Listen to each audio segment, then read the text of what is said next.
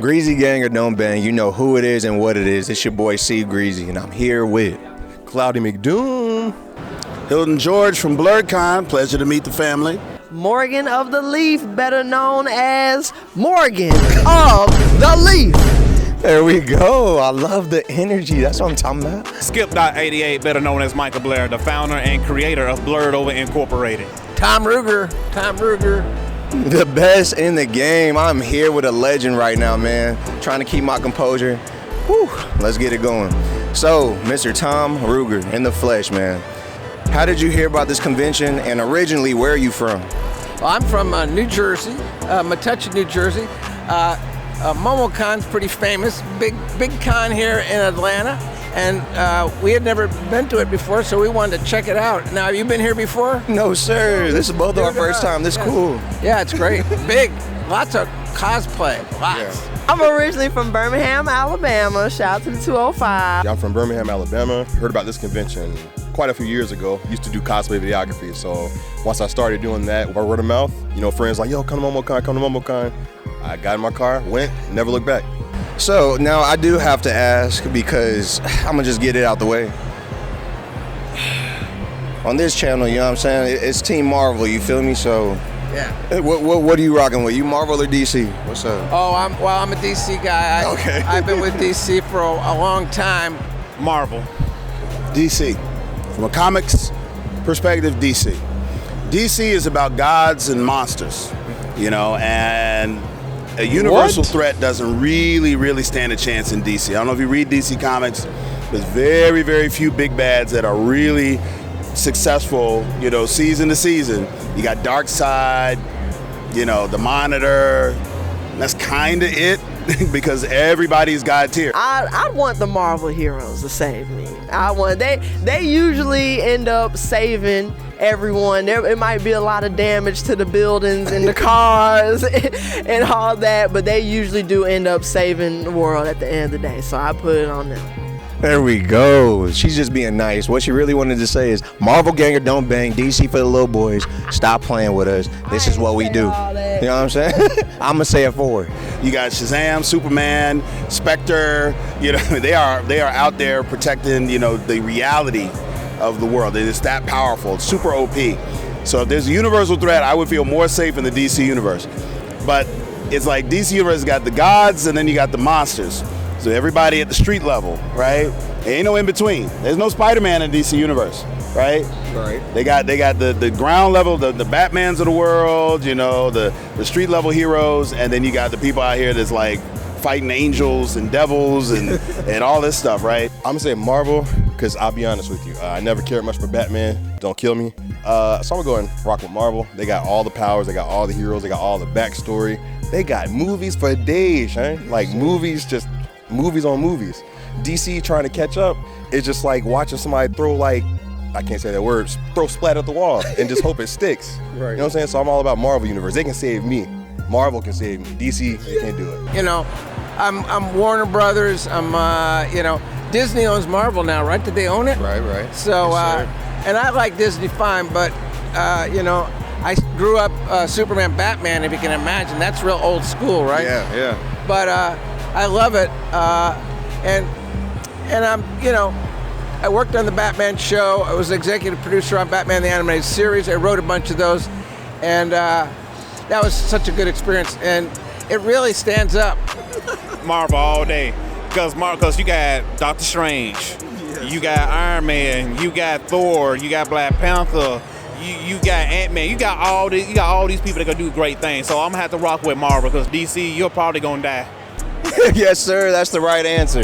You know what I'm saying? He's just being nice about it, but it's Marvel gang or don't bang. DC for the little boys. Stop playing with us. You know what I'm saying? When there's a universal threat, I don't need you crying about your ex or striving to resolve your humanity with your godhood. I need you to come down here and erase the problem and then work on your own time to get your psychology straight, because I got to go to work. And so, so DC, you won it. Alan Davis, this is for you, baby.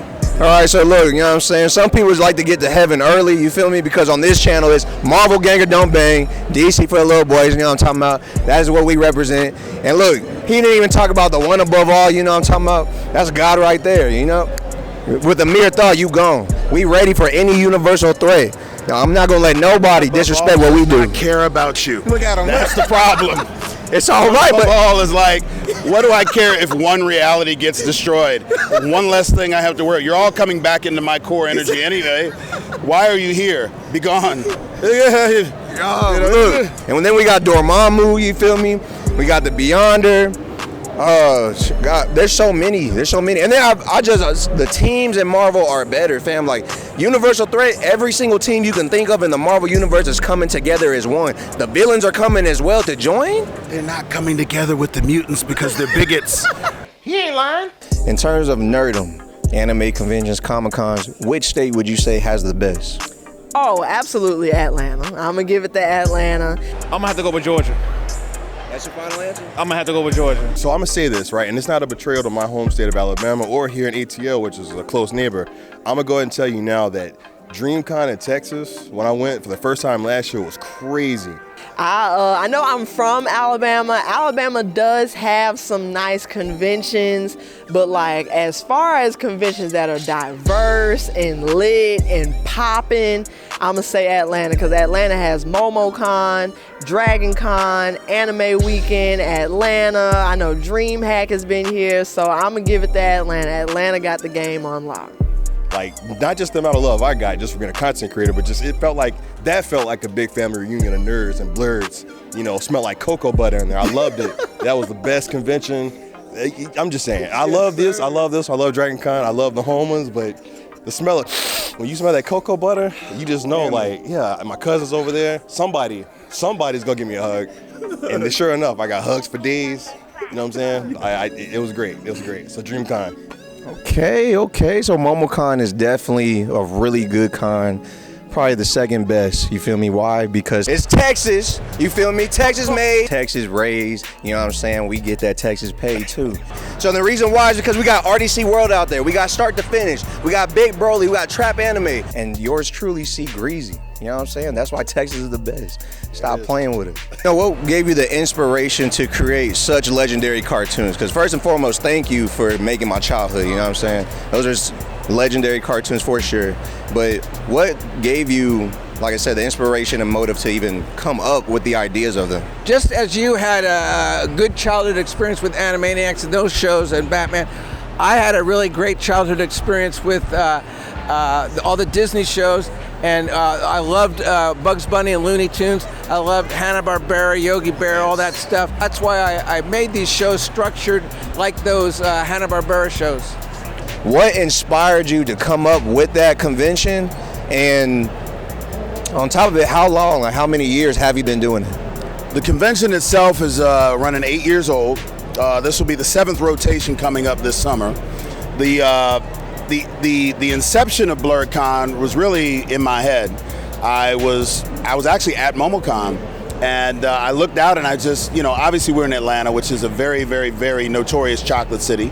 There's a large black population, and I looked down and I just saw so many black and brown people, and I was just like, man, I'd never really looked and saw that many of us, but we weren't collected. We were pockmarked throughout the crowd. And I just happened to be like up on the top floor looking down into, this is when it was in Hall A. And I was like, man, wouldn't it be cool if there was a convention out there that focused on black nerd culture, black nerd contribution, black nerd participation in all of these different fandoms, like me in my experience, right? That maybe I'm not seeing reflected in the panel list or in the guest list at my favorite conventions.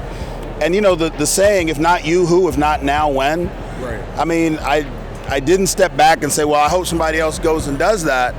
I really just leapt into it with no sense of self-preservation and said, wow, I could do this. And now we're the convention that we are now, 10,000 strong, expecting 12 to 15,000 this coming summer, and we can't wait. Can you tell us more about exactly what is BLERD Over? Okay. BLERD Over is a 501c3 nonprofit organization in the city of Birmingham. What we do, we give a representation and we celebrate the African American excellence in the nerd community. We give people of color a safe space to come out, to be themselves, to hang out, to meet other like-minded people that look like me and you, who's watching this video right now.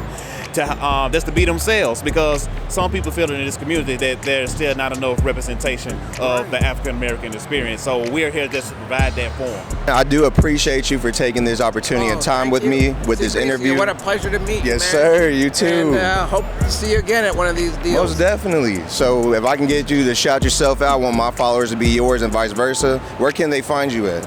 I'm on Facebook. I'm on Instagram. I'm on X. So I'm pretty much Tom Ruegger. Look me up, please. Y'all can find me at all platforms, especially Instagram and Twitch at Morgan of the Leaf. Man, you can follow us on everything on social media. Just type in Blerd Over, which is BLERD and you can find us on Instagram, TikTok, Facebook, Twitch. We do a podcast as well. So anywhere you listen to podcasts, type in Blerd Over and we'll pop up, and you can follow us anywhere. And if you want to reach out, we got a website, which is www.blerdoverllc.com. Man, find me at Cloudy McDoom. I'm on YouTube, Facebook. TikTok is pretty much sinking into the ocean. I've got twitch.tv/Cloudy McDoom. Twitter Undead. I'm everywhere, man. Just look for at Cloudy McDoom. Type BLERDCon, BLERDCON, into any social media search engine, TikTok, X, IG, Facebook. BLERDCon is the moniker. It'll all come up. Follow us. Do whatever it is that you need to do to make sure you get all the alerts, because the news and the information and the people that we put forward on our platform, this is the community. So make sure you're following us so you can follow him. If you're following him and you're following us, guess what? You the third person, you the community. Yes, indeed. Y'all heard it here first. Greasy gang or don't bang.